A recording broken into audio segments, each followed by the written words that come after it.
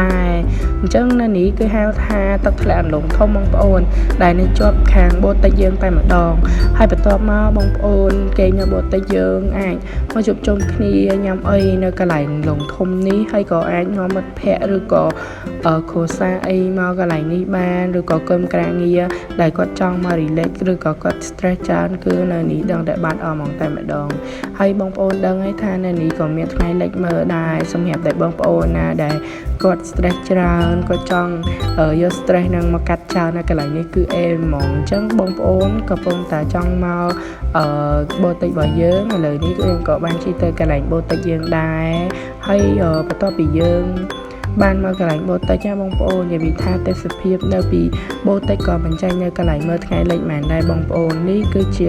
ទស្សនវិជ្ជាដែលខ្ញុំបើកឲ្យបងប្អូនមើលពីក្រោយបូតិចយើងតែម្ដងបងប្អូនគាត់ទៅមើលក៏មានអារម្មណ៍ថា stress